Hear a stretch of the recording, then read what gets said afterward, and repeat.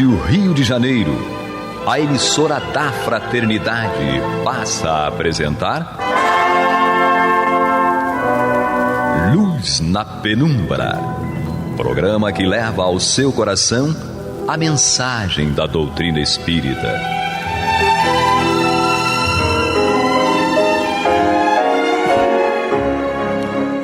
E com vocês, André Afonso Monteiro, para o estudo do livro A Gênese, da obra codificada por Allan Kardec.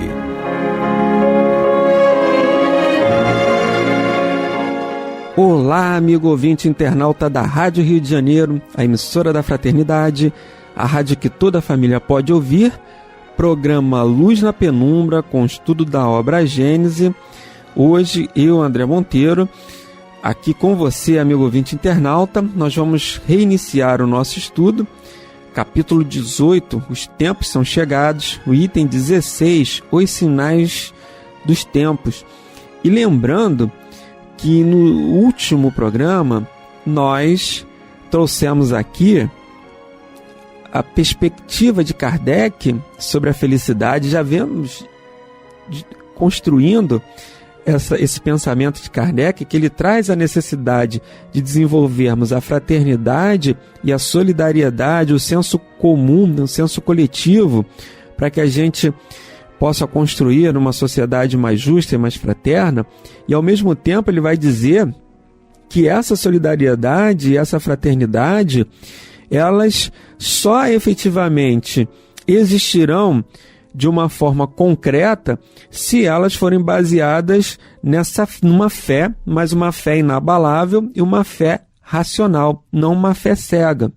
E ele coloca, né, que essa fé tem como princípio fundamental que todos nós vamos aceitar a existência de Deus, a alma, o futuro, o progresso individual indefinido e a perpetuidade das relações entre os seres. Ou seja, Deus e seus atributos, né, a certeza da existência de Deus, a imortalidade da alma, lei de ação e reação, lei de reencarnação, pluralidade das existências, né, pluralidade dos mundos habitados. Kardec coloca isso. Quando a gente descobre isso, o universo, quando a gente descobre que nós vamos percorrer o universo, a gente vê o quão pequeno é a nossa dificuldade de hoje. É interessante ele coloca isso. Quando o espírito se reconhece nesses princípios, né, ele descobre que o universo é todo dele, que ele pode percorrer o universo. E o universo é ilimitado, né, amigo ouvinte internauta? Olha que maravilha essa informação que o Espiritismo traz para nós através desse texto aqui de Allan Kardec. Agora, no item 16, Kardec diz o seguinte: o progresso intelectual realizado até o presente nas mais largas proporções é um grande passo e marca a primeira fase da humanidade. Mas sozinho ele é impotente para regenerá-la. Enquanto o homem for dominado pelo orgulho e pelo egoísmo, ele utilizará sua inteligência e seus conhecimentos em proveito de suas paixões e de seus interesses pessoais, razão porque ele os aplica no aperfeiçoamento dos meios de prejudicar os outros e destruí-los. Então vejam que interessante aqui, esse primeiro parágrafo. Nós vamos fazer aqui uma pausa na nossa leitura. Então Kardec diz que já há um progresso intelectual realizado até o presente, nas suas mais largas proporções. E ele diz que isso é um grande passo e marca a primeira fase da humanidade. É como se a gente tivesse ali progredido, né, saído da fase da infância para uma adolescência, digamos assim. Mas ele diz que esse progresso intelectual sozinho, ele é impotente para regenerar, para fazer essa transição planetária que nós precisamos, que é sair do mundo de provas e expiações para os mundos regenerados. Ele diz que só o progresso intelectual a gente não consegue avançar, porque ainda nos utilizamos desses conhecimentos para, digamos assim, fins que não vão auxiliar a coletividade como um todo, mas muitas vezes, ao contrário, para fins pessoais. Ele coloca até o orgulho e o egoísmo, que nós, ainda dominados pelo orgulho e pelo egoísmo, nós nos utilizamos desse progresso intelectual, que é o primeiro via de regra que a gente vai atingir, para, digamos assim, fazer conquistas que não mais privilegiem a sociedade, a humanidade como um todo. E nós temos vários exemplos do que Kardec disse, acontecendo até atualmente. Nós podemos citar as guerras como avanços tecnológicos. Alguém desenvolveu alguma tecnologia ali para as bombas, para os equipamentos que vão ser utilizados, mas com um fim de destruição. Com um fim que não seria um fim útil. Baseado no quê? No egoísmo e no orgulho. Os benfeitores espirituais, lá em O Livro dos Espíritos, eles perguntam, né, qual é a raiz, qual é a origem de todo o mal, de todas as paixões e os vícios. Está lá no capítulo que fala das paixões e dos vícios nas leis morais. E os benfeitores vão responder, Kardec pergunta, né, qual é a origem de toda a tua base, de todas as paixões e todos os vícios? E os benfeitores vão responder a Kardec que a origem está no egoísmo, no orgulho. Ou seja, todo mal que a gente presencia, todo mal que a gente experimenta, ele tem como base o orgulho, o egoísmo. É a gente pensando muito mais em nós do que no nosso semelhante. É aquela necessidade de uma satisfação imediata e individual em prejuízo de uma coletividade. Então nós vemos isso nas guerras, nós temos até o exemplo do avião. O avião, uma descoberta, né? uma invenção que era utilizada para auxiliar ali o transporte, para unir as nações de uma forma mais rápida, e ele acabou sendo utilizado na guerra, principalmente na Segunda Guerra Mundial. Então uma questão assim, bem delicada, né? E a gente até sai também desse contexto, dessas grandes invenções, da ciência, da utilização equivocada da ciência para produzir um mal em grande escala, e trazendo até para exemplos mais próximos de nós, de pessoas que se utilizam da sua inteligência, às vezes para aplicar um golpe, né? Hackear, a pessoa ali é muito inteligente, tem uma capacidade na tecnologia da informação, e ela cria mecanismos ali para invadir o computador de outra pessoa, o celular, roubar as senhas, fazer fraude nas contas. Tudo isso é inteligência que a pessoa tem, mas que ainda dominada pelo egoísmo, pelo orgulho, ela se utiliza de uma forma equivocada dessa inteligência e, ao invés de auxiliar, ela prejudica. Pela lei, pela imortalidade da alma, a gente sabe que isso é temporário. Que essa mesma pessoa que se utiliza da sua capacidade intelectual para prejudicar um semelhante, seja individualmente ou a coletividade, que ele vai reencarnar em algum momento e ele vai reparar aquele mal, aquele erro que ele cometeu. Isso é fato, ele vai compensar o universo com uma outra, e aí quando Pedro diz, né, primeira carta de Pedro, capítulo 4, versículo 8, o amor cobre uma multidão de pecados. Se ele se utilizou da sua inteligência para fazer o mal, ele vai ter que se utilizar em algum momento, ele vai se conscientizar disso. Então, num primeiro momento, ele para, em alguma fase das suas existências, ele vai, digamos assim, a sua consciência vai alertá-lo de que ele não pode mais continuar naquela prática equivocada, e em seguida ele entra na fase da reparação, que é compensar, que é refazer aquilo que ele fez de errado. Se utilizou mal a palavra para iludir, para enganar, contou uma mentira. As pessoas muitas vezes têm magnetismo, às vezes principalmente naquelas pessoas que estão em postos de destaques na nossa sociedade, que elas possuem um magnetismo, que aquilo que ela vai falar, as pessoas vão, infelizmente, né, a gente deveria pesquisar, fazer o controle universal, que Kardec diz, mas, via de regra, a pessoa vai tomar aquela informação ali, aquela passagem, aquele pensamento, como se fosse uma verdade absoluta. Porque quem está dizendo tem esse magnetismo, impressiona. E se ele falar alguma coisa, usar mal essa possibilidade que ele tem, aí é lógico que existe o dolo e a culpa, né? Fez sem querer ou fez por querer. Depende. Como vai ser a forma que ele vai reparar aquilo. Mas sendo por mal, sem querer ou por querer, ele vai ter a necessidade, independente, né, de ser sem querer ou por querer, ele vai ter a necessidade de reparar, de usar bem aquela faculdade que ele tinha. Porque nós somos dotados, a inteligência é uma faculdade inerente ao espírito. É uma faculdade que nós temos. E toda a faculdade, ela é utilizada, deveria ser para o nosso progresso. Ela é uma faculdade concedida por Deus para que a gente utilize em nosso próprio benefício e em benefício do nosso semelhante, mas nunca para prejudicar o nosso semelhante. Então ele diz que a inteligência sem uma moralidade construída também pode levar, uma intelectualidade pode levar o homem a fazer coisas erradas. Emmanuel diz isso em suas obras, né? Que o progresso, a evolução, ela é um instrumento de duas asas, né?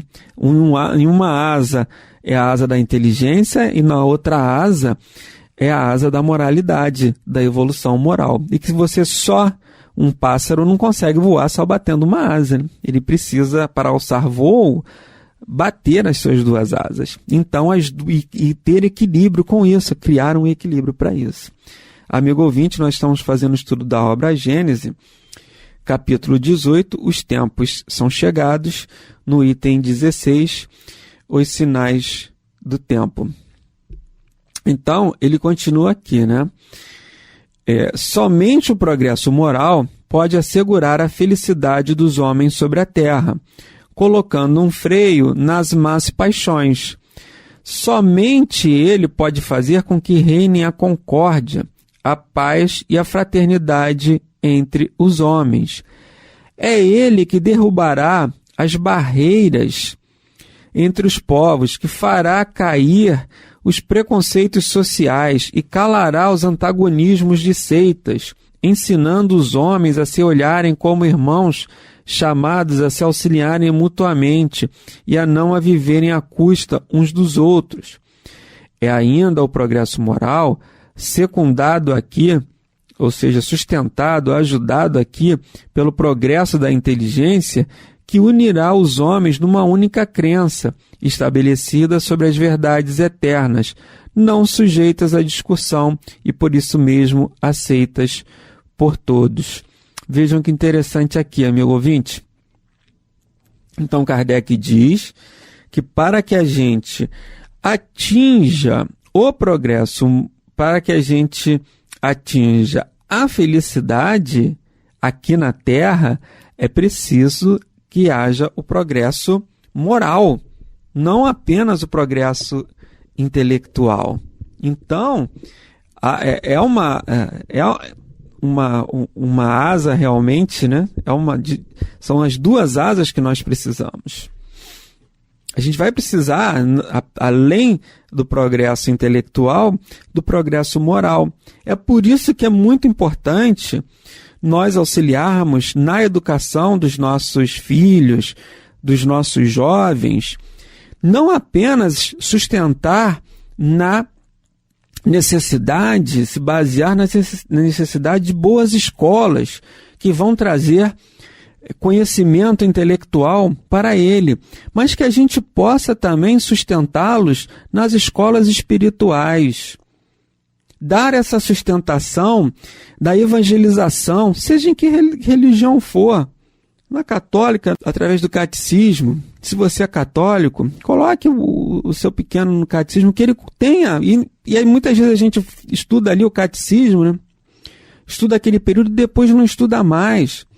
Os círculos bíblicos, né? Liturgia, os círculos de liturgia da igreja, fazer parte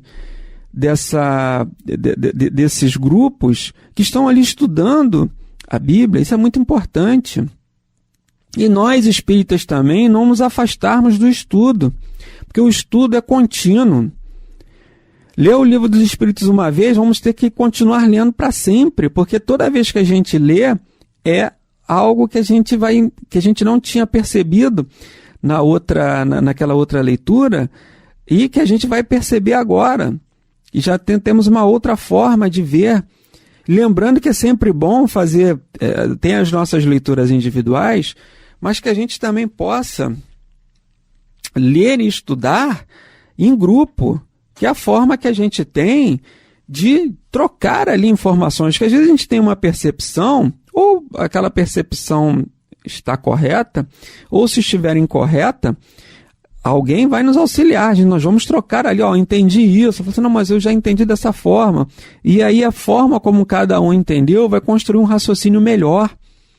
Então precisamos sempre do estudo, da evangelização, principalmente dos nossos filhos, dos nossos mais jovens. A gente luta tanto para que eles tenham boas escolas, que eles possam buscar um sucesso profissional, mas é importantíssimo que esse sucesso profissional seja alcançado de uma moralidade, num conhecimento de que Kardec, que nós estudamos nos programas anteriores. Precisamos ser solidários, precisamos ser fraternos, e essa solidariedade e essa fraternidade, ela só acontece se tivermos uma fé.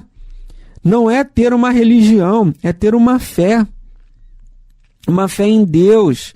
Estudamos aqui as questões da nossa visão de Deus, um Deus único, um Deus que é Pai de todos. Aí nós vamos conseguir nos enxergar como irmãos e buscar uma fraternidade nessa irmandade, nos vermos como irmãos. Um irmão que se ama não prejudica o outro. Muito pelo contrário, auxilia, ajuda.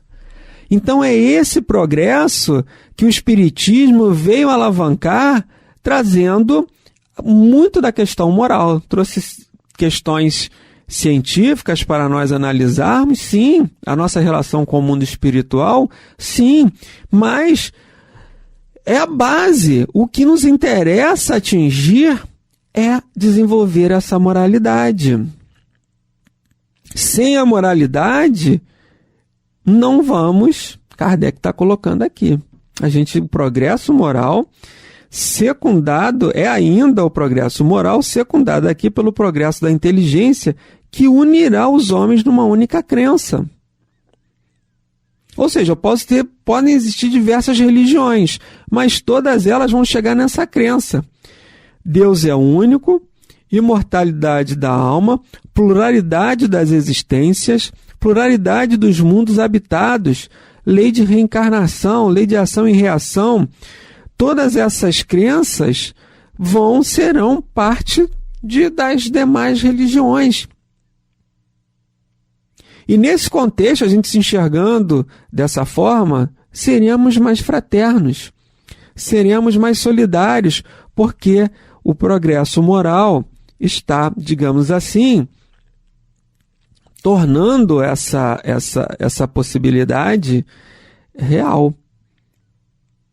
Vamos atingir com essas práticas, é uma coisa que é intrínseca, é uma coisa que uma está relacionada com a outra. O progresso moral, quando a gente, estamos progredindo moralmente, é porque já somos mais solidários, é porque somos mais fraternos e porque temos uma fé inabalável.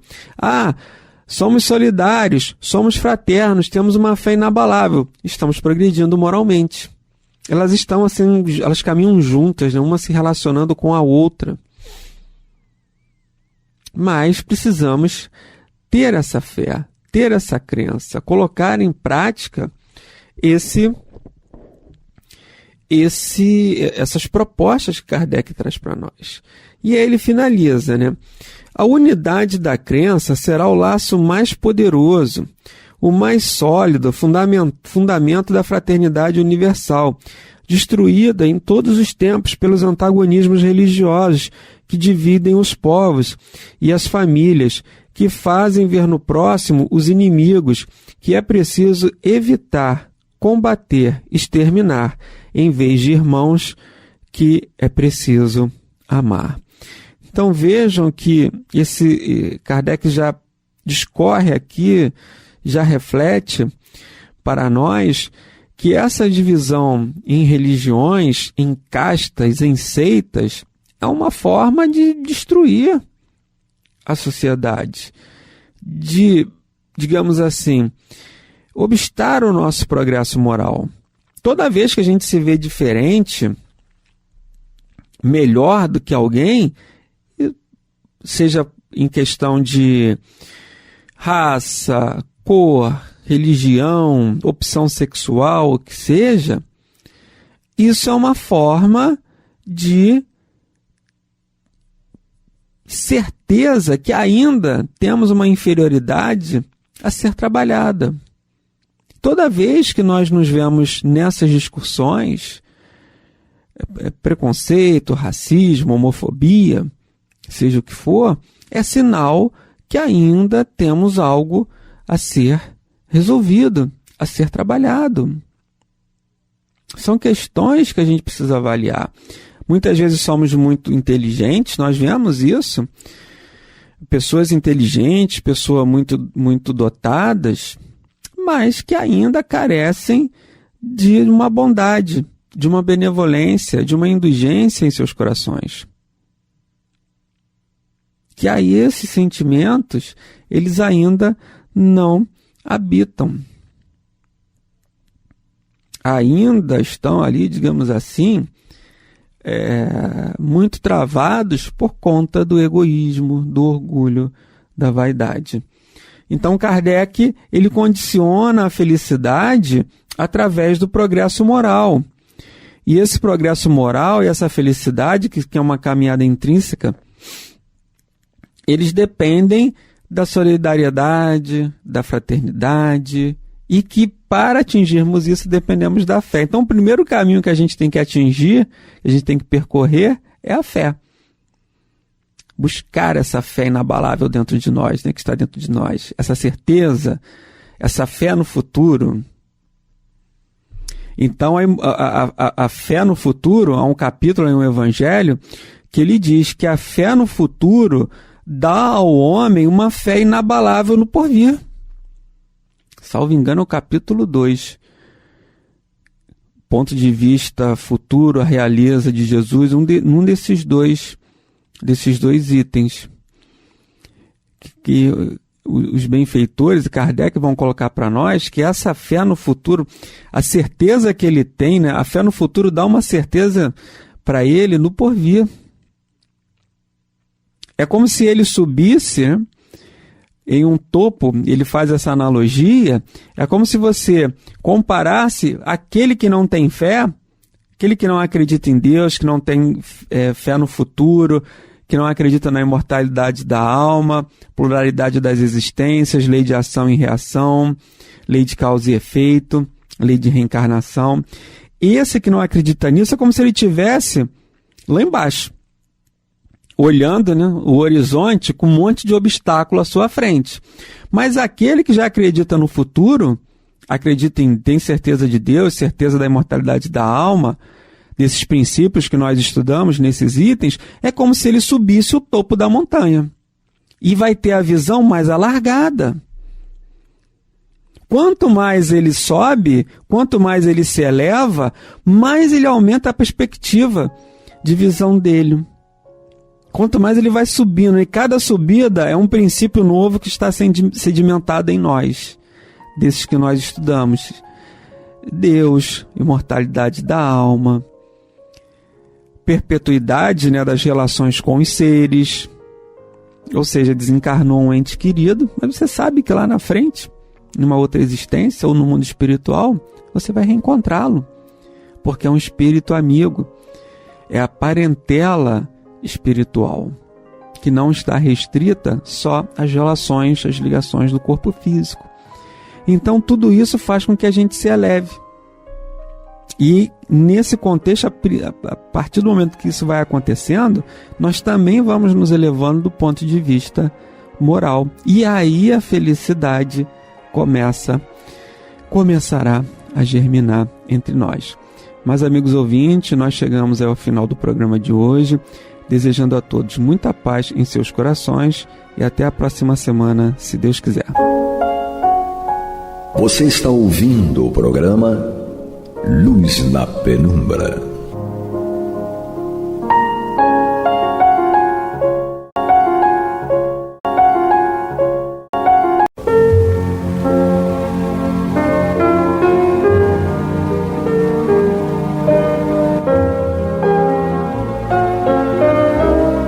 A Rádio Rio de Janeiro está levando ao seu lar e ao seu coração a mensagem consoladora da doutrina espírita, através do programa Luz na Penumbra.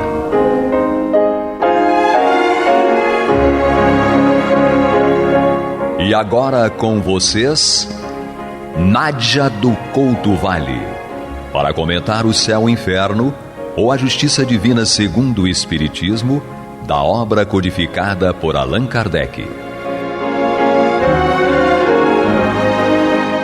Amados e amadas ouvintes internautas, que a paz de Jesus permaneça conosco hoje e sempre. Continuamos o estudo desta obra, O Céu e o Inferno, ou a Justiça Divina segundo o Espiritismo. Já estamos estudando juntos aqui pela Rádio Rio de Janeiro, a emissora da Fraternidade, no programa Luz na Penumbra, o capítulo 6º da segunda parte desta obra, capítulo no qual o nosso querido Allan Kardec nos traz com detalhes os ascendentes, as escolhas e as consequências dessas escolhas para os espíritos que ele classificou como criminosos arrependidos. Nós já estudamos um espírito anterior, ou espíritos anteriores nessa mesma categoria, e já começamos a meditar, refletir e aprofundar as informações e as reflexões. Tudo é muito especial no caso do espírito de Castelnaudary, que Kardec também abordou, tratou com muitos detalhes na Revue Spirite, na Revista Espírita, de fevereiro de 1860, sob o título História de um Danado.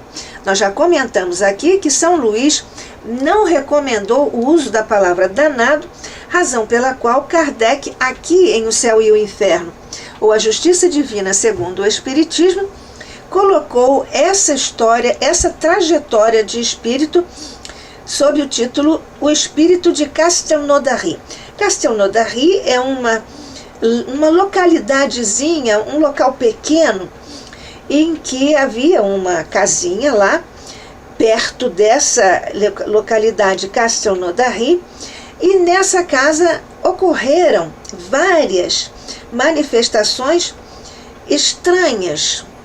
Corriam rumores pela comunidade de que essa casa era mal assombrada, habitada por fantasmas, e que ela tinha sido exorcizada em 1848, mas sem resultado.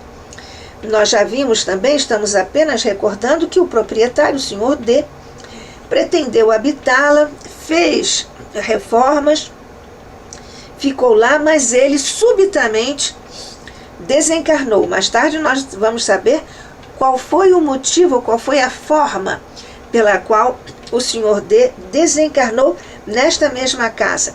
O filho dele resolveu então também habitar a casa, foi para lá, mas estando só, recebeu uma boa bofetada, e então ele concluiu que definitivamente aquele era um lugar mal assombrado, e corria também na comunidade a história ou a lenda, o rumor de que um grande crime tinha sido cometido ali. O filho do Sr. D ausentou-se da casa depois da bofetada. Ele abandonou definitivamente a casa. E então, nesse momento, o espírito que dera a bofetada foi evocado na Sociedade de Paris em 1859 e manifestou-se por sinais de tal violência que foram improfícuos todos os esforços para acalmá-lo. São Luís foi interrogado a esse respeito e respondeu: É um espírito da pior espécie, verdadeiro monstro. Fizemo-lo comparecer, mas a despeito de tudo quanto lhe dissemos, não foi possível obrigá-lo a escrever. Ele tem o seu livre-arbítrio, do qual o infeliz tem feito triste uso. Nós vemos aqui o respeito, porque tal é a lei, que os espíritos devotam, dedicam a todos nós. Eles não interferem na nossa liberdade de escolha. Naturalmente que nos advertem, nos aconselham, porque sabem e nos fazem lembrar que nós enfrentaremos as consequências de tudo que nós escolhermos, de tudo que nós pensamos e de tudo que nós dizemos, porque tudo é ação, tudo fica registrado nos registros do universo e principalmente no nosso perispírito, na nossa consciência. É exatamente por isso que nós estamos aqui lembrando essa questão, mas então a pergunta seguinte, que é feita ao Espírito São Luís: este Espírito é passível de melhora? E São Luís responde: por que não? Pois não o são todos, este como os outros, todos passíveis de melhora. É possível, entretanto, que haja nisso dificuldades, porém a permuta do bem pelo mal acabará por sensibilizá-lo.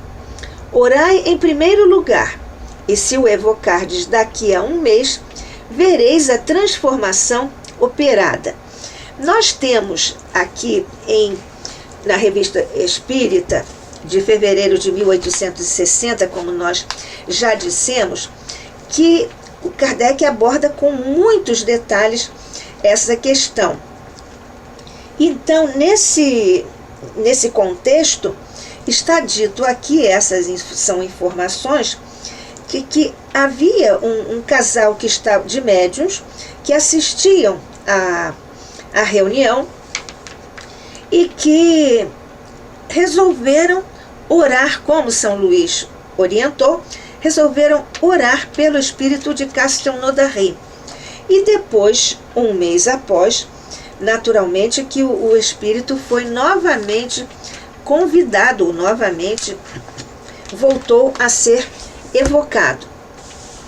A questão nos leva a uma outra reflexão sobre o espírito ser passível de melhora. Esta é uma lei que guarda categoria de lei no universo, este princípio. Não só porque é a vontade de Deus, porque Deus não abandona nenhum dos seus filhos que erram, aliás, os pais da terra também não o fazem, de um modo geral, mas sempre voltarão a fazer, quando estiverem todos mais inteirados das circunstâncias da lei. E então, os espíritos superiores respeitam o livre-arbítrio de todo e qualquer espírito. Mas ele é passível de melhora exatamente por quê? Porque há um princípio que é o do evolucionismo. O que quer dizer esta linhagem, numa linha filosófica, o evolucionismo, que é a doutrina da evolução, ou seja, tudo caminha do feio para o belo, do grosseiro para o mais refinado, do inferior para o superior. É isso que acontece com todos nós espíritos, em todas as classes em que estejamos situados, porque vamos sempre melhorar, porque tal é a lei. E a lei é de progresso.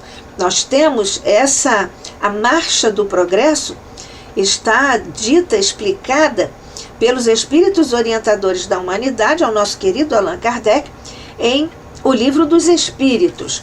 E é exatamente nesta condição que está aqui presente não só o evolucionismo, que o evolucionismo está presente no espiritismo. O espiritismo é evolucionista, que nós já sabemos, porque nós fomos criados simples e ignorantes, vamos do átomo ao arcanjo, etc. e tal.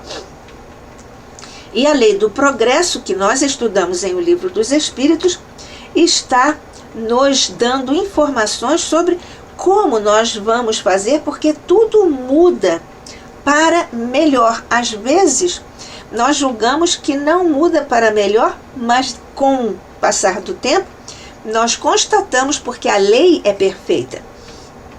Então, tudo muda. Mas quais são as dificuldades para que o espírito melhore? Bem, o espírito melhora quando ele ora, quando ele tem arrependimento, quando ele se humilha diante de Deus. Humilhar aqui não tem nada de inferior ou negativo. É se colocar como filho, como inferior a Deus, porque todos somos, evidentemente. Então, a dificuldade maior, ou as dificuldades para o espírito melhorar, é o endurecimento do espírito, é o não arrependimento, é o fato de persistir na maldade, não admitir ideia nova, orientação nova. Então, São Luís aqui recomendou que, em primeiro lugar, orassem pelo espírito de Castelnaudary.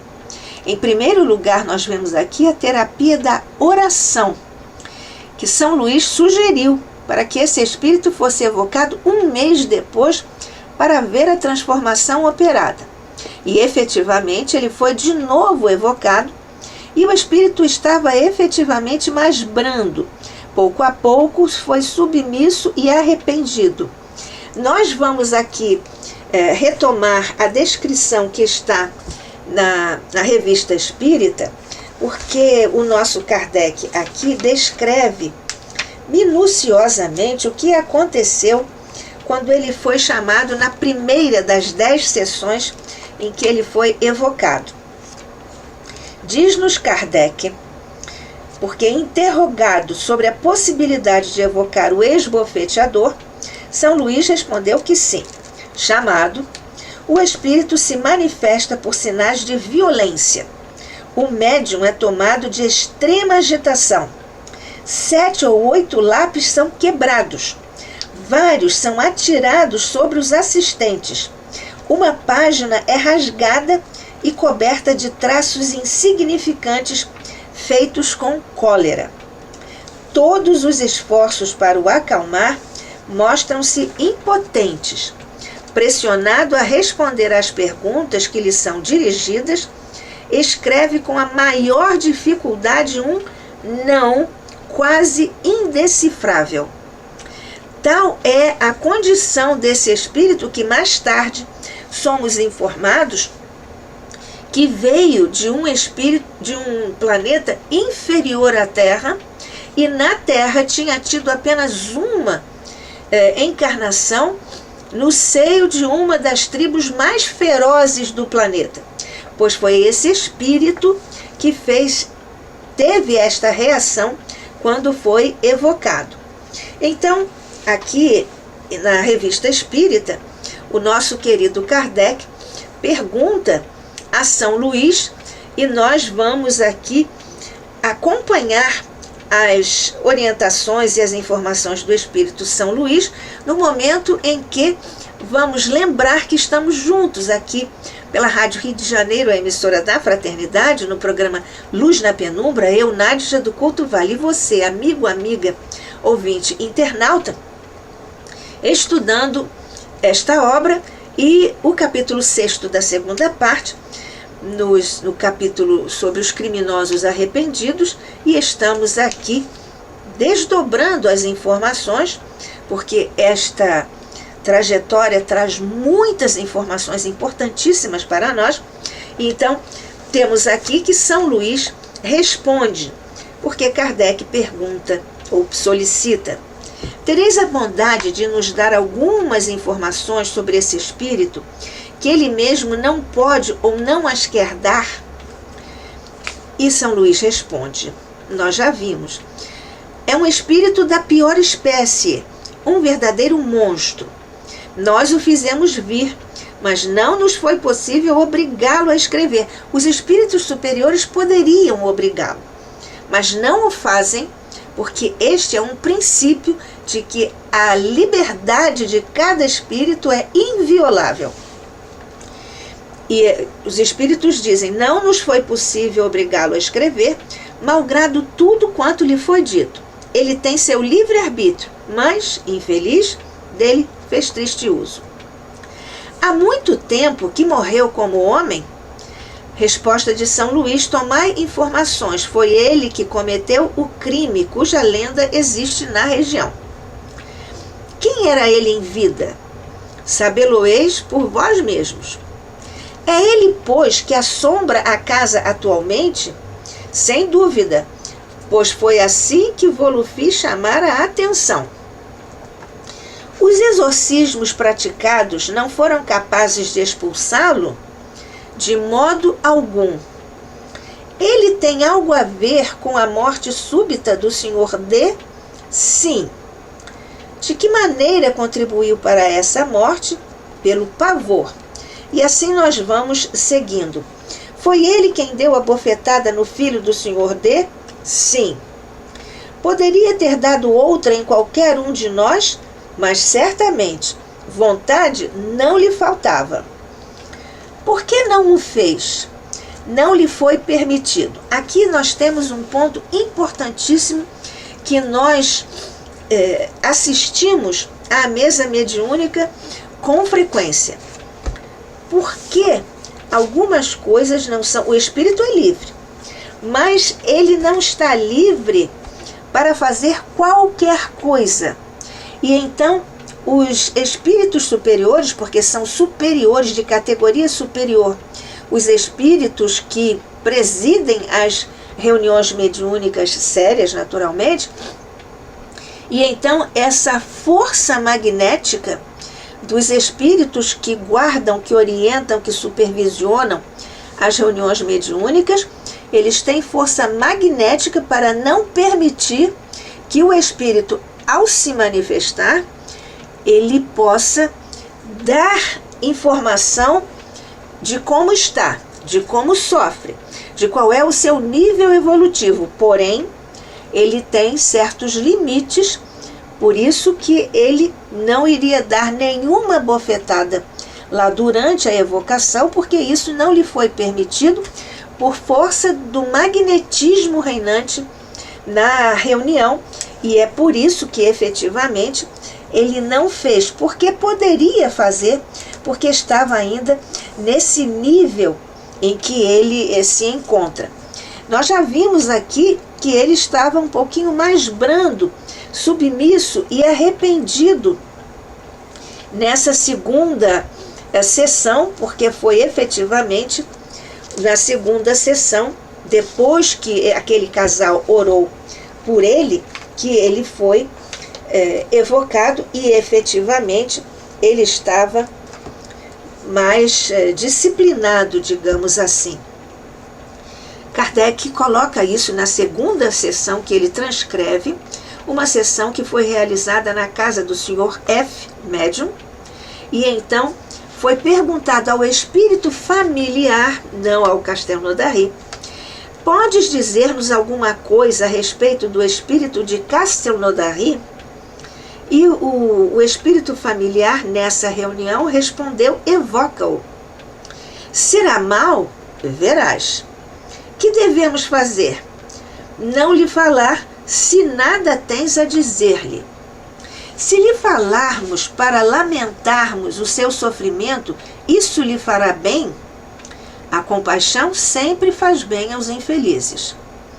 Então, dá-se, essa é a conversa introdutória à mesa mediúnica com o espírito familiar lá na casa do Sr. F. Médium, e então é evocado o espírito de Castelnaudary. Ele pergunta: que querem de mim? Nós te chamamos a fim de te sermos úteis. Ó, vossa piedade me faz bem, porque sofro. Ó, como sofro! Que Deus tenha piedade de mim. Perdão, perdão. Nós vemos aqui já a diferença de clima íntimo do espírito de Castelnaudary depois de um mês de preces. Nossas preces ser-te-ão salutares? Sim, orai, orai. Pois bem, oraremos por ti. Obrigado, tu, pelo menos, não me amaldiçoas. Por que não quiseste escrever na sociedade quando te chamaram? Referindo-se aqui àquela primeira sessão em que ele naturalmente demonstrou aquela violência. E o Espírito responde: por que não quiseste escrever na sociedade quando te chamaram? Ó, maldição! Maldição para quem? Para mim, que expio muito cruelmente os crimes nos quais a minha vontade não teve senão uma pequena parte. Aqui Kardec faz uma observação, dizendo que sua vontade só tomou uma pequena parte em seus crimes, quer atenuá-los como se soube mais tarde. Se te arrependeres, serás perdoado? Oh, jamais! Não desesperes. Eternidade de sofrimentos, tal é a minha sorte. Qual é o teu sofrimento? O que há de mais horrível, não o podes compreender. Oraram por ti desde ontem à noite? Sim, mas sofro ainda mais. Como assim? Sei lá. Aqui esta circunstância, Kardec faz uma anotação, esta circunstância será explicada mais tarde ao longo das evocações, que foram 10. Deve-se fazer algo em relação à casa onde te instalaste?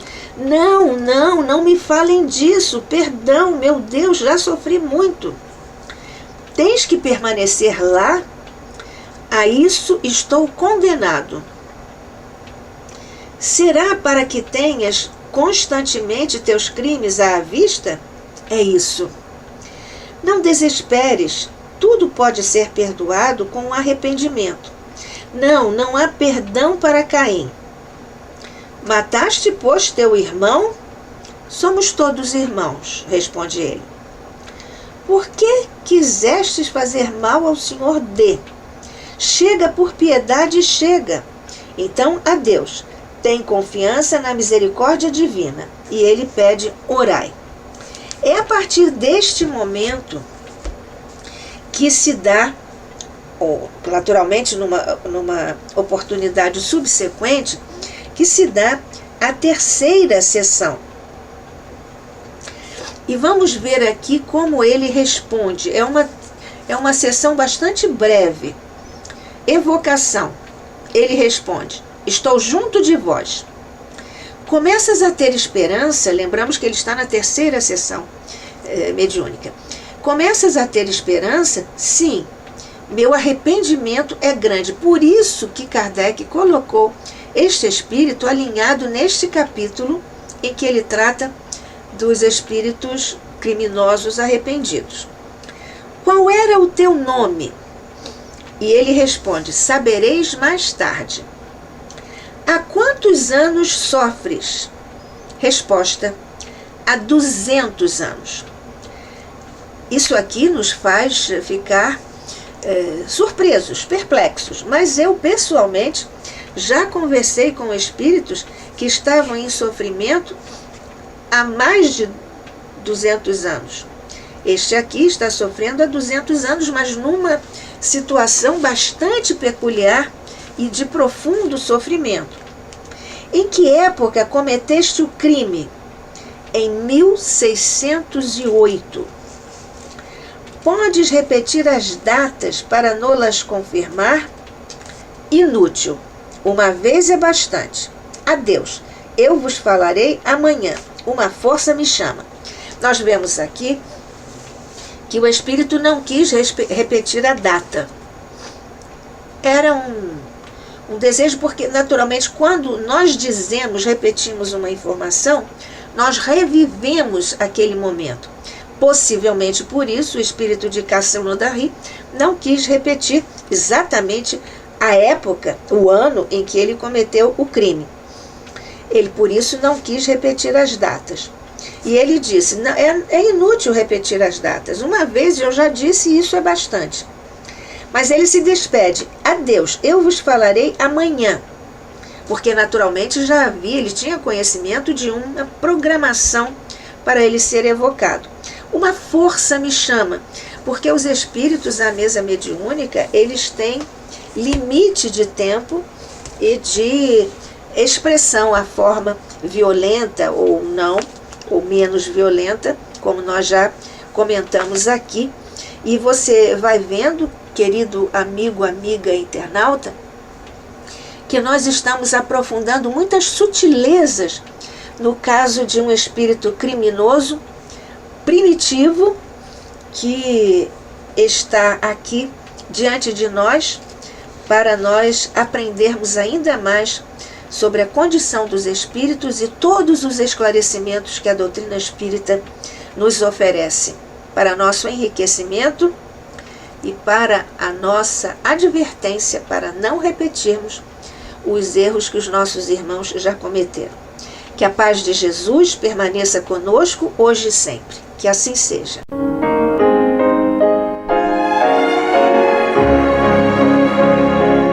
E vamos ouvir agora a prece de encerramento de nosso programa, na voz de Geraldo de Aquino.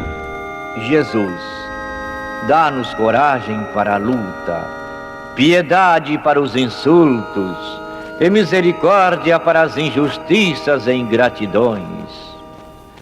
Limpa nossa alma de inveja e ambições mesquinhas, de ódio e de vingança o nosso caminho. E que dentro em pouco, ao recolher-nos de novo ao calor do nosso leito, para que o sono nos dê a paz e o esquecimento das tristezas humanas, possamos sentir, Senhor, no mais íntimo de nosso ser, a doçura indefinível do Teu amor e a grandeza incomparável da Tua divina presença. Que assim seja.